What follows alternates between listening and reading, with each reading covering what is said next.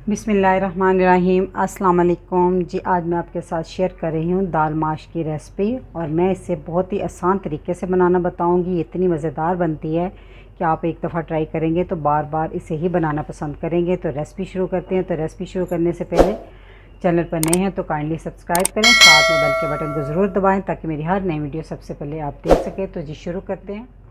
धुली हुई दाल माश मैंने ली थी 1.5 कप, और इसे पकाने से 3-4 घंटे पहले मैंने इसको भिगो दिया था। अब ये अच्छी तरह भीग गई हुई है।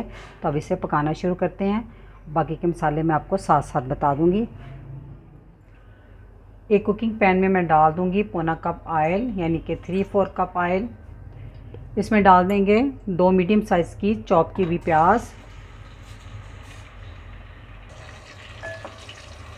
अब प्याज को उस वक्त तक फ्राई करेंगे जब तक इसका कलर हल्का सुनहरा ना हो जाए। प्याज हल्की सी गोल्डन हो गई है तो अब हम इसमें डाल देंगे 1.5 टेबलस्पून लहसुन अदरक का पेस्ट। अब इसकी भी 1 से 2 मिनट तक भुनाई करेंगे। लहसुन अदरक के साथ ही हम इसमें कुछ डाल देंगे साबुत गरम मसाले। 10-12 काली मिर्चें हैं साबुत, 4 अदद लौंग है और 2 छोटे छोटे टुकड़े दालचीनी के हैं। लहसुन अदरक की बुनाई करने के बाद इसमें डाल देंगे 2 मीडियम साइज़ के टमाटरों की पेस्ट। साथ ही हम इसमें डालेंगे कुछ पाउडर मसाले। 1 टीस्पून भरकर मैंने नमक लिया है, आप अपने टेस्ट के मुताबिक ले सकते हैं। 1 टीस्पून पिसी हुई लाल मिर्च, 1 टीस्पून कुटी हुई लाल मिर्च, हाफ़ टीस्पून हल्दी, हाफ़ टीस्पून ज़ीरा पाउडर और 2 टीस्पून धनिया पाउडर। अब इन मसालों की तब तक बुनाई करेंगे जब तक साथ में टमाटर का पानी भी खुश्क हो जाएगा और साथ ही नमक मिर्च मसालों की बुनाई भी हो जाएगी।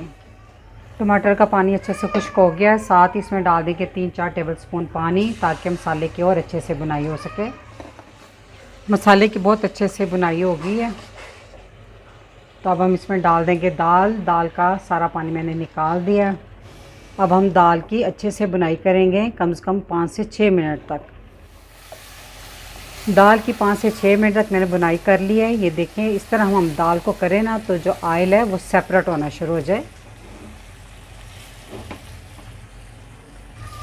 ठीक है, नज़र आ रहा होगा आपको। चलिए, तो अब हम इसमें डाल देंगे 2 कप गर्म पानी। इसमें ठंडा पानी आपने बिल्कुल नहीं डालना, गर्म करके डालना है।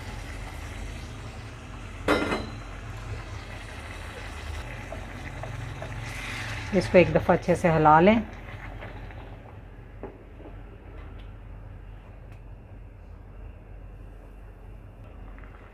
अब इसे ढाँपकर हम स्लो आंच पे इसको पकाएंगे जब तक दाल गल ना जाए। तकरीबन 15 से 20 मिनट लग जाएंगे।